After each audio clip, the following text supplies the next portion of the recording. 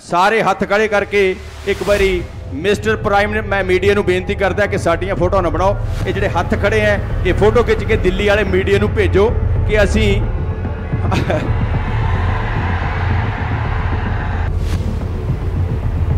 ये कैमरे पिछे कमाओ, बाहां ऊपर है भाई तुहाडियां, कमा लो इन्होंने, कमा लो। एक मिनट इत्थे ही रखियो, कमाला पुत्रा कमाला, संग लगदी है।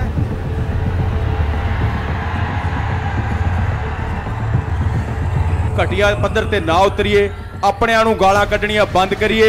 जे लड़ना है तो अपनी लड़ाई नहीं लड़ना, अपने पिंड की लड़ाई लड़नी है, अपने देश की लड़ाई लड़नी है, अपनी कौम की लड़ाई लड़नी है। बाबा गुरु नानक देव जी के चरणों च मत्था टेकन वाले सारे मेरे वीर गज के आखो वाहिगुरू जी का खालसा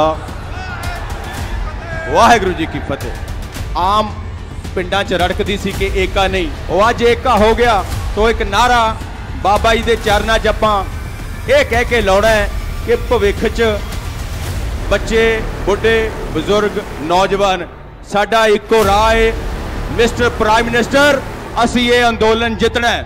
और गज के आखो वाहिगुरू जी का खालसा। ये तो जिहड़ा मिस्टर प्राइम मिनिस्टर है थोड़ा जिहा रौंडी है, ढीठ है, हार नहीं मानता। सो गुरु के चरणों च बेनती करते हैं कि छेती छेती गुरु घरे आवे, मत्था टेके ते अपनी भुल बख्शा के संगत च बैठ के पंगत च बैठ के प्रशादा छके।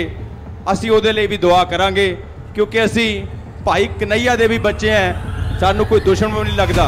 साडी लड़ाई जरूर है पर असी कदे किसी का माड़ा नहीं सोचते।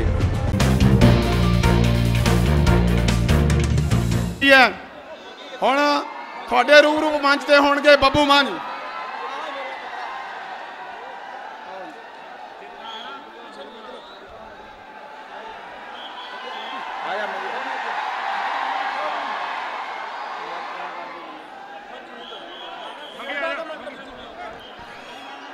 सारिਆਂ ਨੂੰ सत श्री अकाल।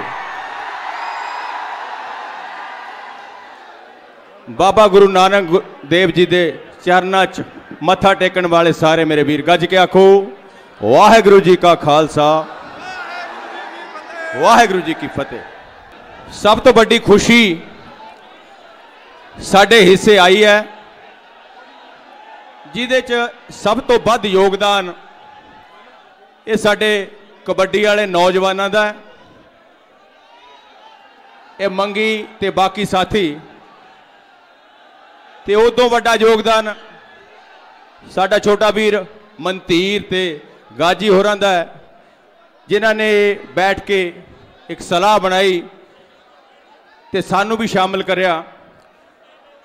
सो जिहड़ी चिरां तो एक गल आम पिंडां च रड़कदी सी कि एका नहीं, वो अज एका हो गया तो एक नारा बाबा जी के चरणों च आपां ये कह के लाउणा है कि भविख च बच्चे बुढ़े बजुर्ग नौजवान साडा इको राह है, मिस्टर प्राइम मिनिस्टर असी ये अंदोलन जितना है।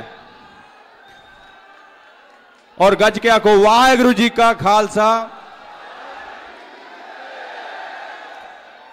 छोटे छोटे तकरार कई बारी सानू एक दूजे तो बहुत दूर कर देने हैं। परमात्मा करे कि साडे च तकरार ना होण और असी रल के चलीए। और इस तो भी अगे जाके असी ये सोचना है कि इस अंदोलन नू जे लंबा चलता है तो ये पैसे की बचत किमें करनी है ते टोलियां बना के असी बारों बारी किमें दिल्ली पहुँचना है। और इस तो भी अगे ये अंदोलन ये तो जितया जिताया है। ये तो जिहड़ा मिस्टर प्राइम मिनिस्टर है थोड़ा जिहा रौंडी है, ढीठ है, हार नहीं मानता। सो गुरु के चरणों च बेनती करते हैं कि छेती छेती गुरु घरे आवे, मत्था टेके ते अपनी भुल बख्शा के संगत च बैठ के पंगत च बैठ के प्रशादा छके। असी उहदे लई भी दुआ करांगे क्योंकि असी भाई कन्हैया दे भी बच्चे हैं, सानू कोई दुश्मन नहीं लगता। साडी लड़ाई जरूर है पर असी कदे किसी का माड़ा नहीं सोचते। और अगाह भविख च असी कोशिश ये भी करते हैं, उपराला तो इन्हां जथेबंदियों ने भी साडे नाल रल के बहुत किया, मनजीत सिंह होरां ने, पर एक बेनती मनजीत सिंह नूं भी करते हैं भी ਦੁਆਬੇ ਵਾਲੀਆਂ ਤਾਂ ਇਕੱਠੀਆਂ ਕਰ ਲਿਓ ਤੁਸੀਂ ਛੇਤੀ ਛੇਤੀ, ਜਿਹੜੀਆਂ ਦੁਆਬੇ ਦੀਆਂ ਜਥੇਬੰਦੀਆਂ ਇਹਨਾਂ ਦੀ ਤਾਂ ਇੱਕ ਬਣਾਏ ਦੇਈ ਆਪਾਂ ਆਉਣ ਵਾਲੇ ਦਿਨਾਂ 'ਚ। ਇੱਕ ਤਾੜੀ ਮਾਰ ਦਿਓ ਜ਼ੋਰ ਦੀ, क्योंकि जे 7-7 ਦੀ ਇੱਕ ਬਣਾਤੀ, 7 ਚੌਕਾ 28, ਪਹਿਲਾਂ 4 ਬਣ ਗਈਆਂ, ਉੱਪਰ 4 ਰਹਿ ਗਈਆਂ, ਉਹਨਾਂ ਦੀ ਇੱਕ ਬਣਾ ਕੇ ਹੌਲੀ ਹੌਲੀ ਫਿਰ ਇੱਕ ਹੀ ਕਰ ਦਾਂਗੇ। ਸੋ ਅਸੀਂ ਸਾਰਿਆਂ ਦੇ ਏਕੇ ਦੇ ਮਦਈ ਹਾਂ, ਹਾਮੀ ਹੈ। ਅਸੀਂ ਚਾਹੁੰਦੇ ਹਾਂ ਕਿ ਆਪਸ 'ਚ ਸਾਡੀ ਤਕਰਾਰ ਨਾ ਹੋਵੇ, ਸਮਾਜਿਕ ਮੀਡੀਆ ਤੇ ਸਾਡੀ ਸ਼ੈਲੀ ਉਹੀ ਹੋਵੇ ਜਿਸ ਤਰ੍ਹਾਂ ਦੇ ਸਾਡੇ ਕਿਰਦਾਰ ਹੈ। ਘਟੀਆ ਪੱਧਰ ਤੇ ਨਾ ਉਤਰੀਏ, ਆਪਣਿਆਂ ਨੂੰ ਗਾਲਾਂ ਕੱਢਣੀਆਂ ਬੰਦ ਕਰੀਏ। ਜੇ ਲੜਨਾ ਤਾਂ ਆਪਣੀ ਲੜਾਈ ਨਹੀਂ ਲੜਨਾ, ਆਪਣੇ ਪਿੰਡ ਦੀ ਲੜਾਈ ਲੜਨੀ ਹੈ, ਆਪਣੇ ਦੇਸ਼ ਦੀ ਲੜਾਈ ਲੜਨੀ ਹੈ, ਆਪਣੀ ਕੌਮ ਦੀ ਲੜਾਈ ਲੜਨੀ ਹੈ। ਸੋ ਅਸੀਂ ਉਮੀਦ ਕਰਦੇ ਹਾਂ ਕਿ ਬਹੁਤ ਛੇਤੀ ਇਹ ਸੰਯੁਕਤ ਮੋਰਚਾ ਵੀ ਅਗਲੇ ਧਰਨੇ ਤੱਕ ਇੱਕੋ ਮੋਰਚਾ ਆਊਗਾ ਜਿਹਦਾ ਨਾਂ ਹੋਵੇ ਪੰਜਾਬ ਕਿਸਾਨ ਮੋਰਚਾ। ਸੋ ਮਹਾਰਾਜ ਮਿਹਰ ਕਰਨ, ਗੱਜ ਕੇ ਆਖੋ। ਹਾਂ, ਮਨਜੀਤ ਬੋਲੂਗਾ, ਮਨਜੀਤ ਸਾਡਾ ਹੀ ਹੈ। ਸੋ ਜਿਹੜੀ ਮੈਂ ਤੁਹਾਨੂੰ ਗੱਲ ਦੱਸਣੀ ਹੈ, ਤੁਹਾਨੂੰ ਸ਼ਾਇਦ ਨਹੀਂ ਪਤਾ, ਜਿੱਦਣ ਦਾ ਅੰਦੋਲਨ ਚੱਲ ਰਿਹਾ ਹੈ, ਇਹ ਜਿਹੜੇ ਸਾਡੇ ਕਬੱਡੀ ਵਾਲੇ ਨੌਜਵਾਨ ਹੈ, ਜਿੰਨੀ ਸੇਵਾ ਇਹਨਾਂ ਨੇ ਕਰੀ ਹੈ ਸ਼ਾਇਦ ਨਹੀਂ ਕਿਸੇ ਨੇ ਕਰੀ, ਪਰ ਇਹ ਉਹ ਨੌਜਵਾਨ ਹੈ ਜਿਨ੍ਹਾਂ ਨੇ ਕਦੇ ਕ੍ਰੈਡਿਟ ਹੀ ਨਹੀਂ ਲਿਆ। ਤਾਂ ਮੈਂ ਇਹਨਾਂ ਨੂੰ ਤੁਹਾਡੇ ਰੂਬਰੂ ਜ਼ਰੂਰ ਕਰਾਉਂਗਾ। ਮੰਗੀ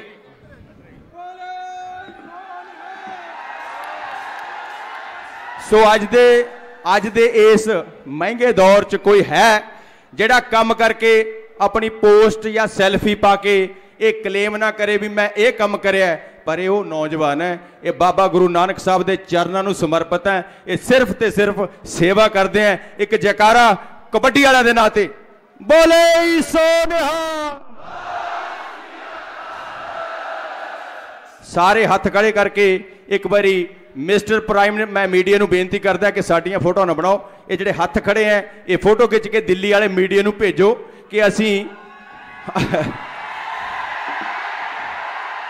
ਇਹ ਕੈਮਰੇ ਪਿੱਛੇ ਘਮਾਓ, ਬਾਹਾਂ ਉੱਪਰ ਹੈ ਭਾਈ ਤੁਹਾਡੀਆਂ, ਘਮਾ ਲਿਓ ਇਹਨਾਂ ਨੂੰ, ਘਮਾ ਲਓ। ਇੱਕ ਮਿੰਟ ਇੱਥੇ ਹੀ ਰੱਖਿਓ, ਕਮਾਲਾ ਪੁੱਤਰਾ ਕਮਾਲਾ, ਸੰਗ ਲੱਗਦੀ ਹੈ।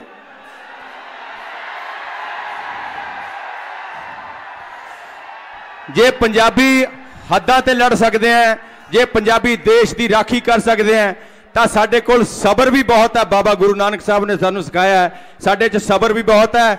ਤੂੰ ਸਾਡਾ ਸਬਰ ਨਾ ਪਰਖ, ਅਸੀਂ ਜਿੱਤਣ ਨਹੀਂ ਦੇਵਾਂਗੇ ਤੇਰੇ ਆਖਰੀ ਸਾਹ ਤੱਕ। ਸਾਡਾ ਇੱਕੋ ਨਾਰਾ ਹੈ ਕਿ ਇਹ ਬਿੱਲ ਤਾਂ ਵਾਪਸ ਲੈਣੇ ਪੈਣੇ ਹੈ। ਸਾਡੀਆਂ ਕਣਕਾਂ ਦੇ ਮੁੱਲ 7000 ਰੁਪਏ ਕੁਆਂਟਲ ਮੁਕਰਰ ਕਰਨਾ ਪੈਣਾ ਹੈ। ਸਾਡੀਆਂ ਦਾਲਾਂ ਦੇ ਮੁੱਲ ਮਿਥਣੇ ਪੈਣੇ ਹੈ। ਗੱਜ ਕੇ ਆਖੋ ਵਾਹਿਗੁਰੂ ਜੀ ਕਾ ਖਾਲਸਾ।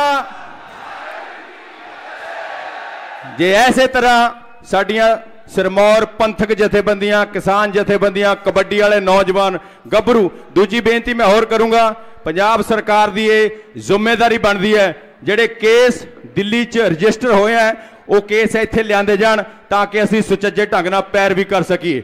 ਸੋ ਸਾਡੇ ਨੌਜਵਾਨ ਜਲਦੀ ਤੋਂ ਜਲਦੀ ਬਾਹਰ ਆ ਜਾਣ ਤੇ ਅਗਾਂਹ ਭਵਿੱਖ 'ਚ ਅਸੀਂ ਕੋਸ਼ਿਸ਼ ਕਰੀਏ ਸ਼ਾਂਤੀ ਨਾਲ ਹੀ ਜਿੱਤੀਏ। ਸ਼ਹੀਦ ਆਜ਼ਮ ਭਗਤ ਸਿੰਘ ਦੇ ਚਰਨਾਂ 'ਚ ਮੱਥਾ ਟੇਕ ਕੇ ਪਰਨ ਕਰੀਏ ਕਿ ਆਪਣੇ ਲਈ ਨਹੀਂ, ਆਪਣੀ ਕੌਮ ਤੇ ਆਪਣੇ ਕੁਨਬੇ ਲਈ ਲੜਾਂਗੇ। ਸੋ ਦੋ ਸ਼ਬਦ ਮਨਜੀਤ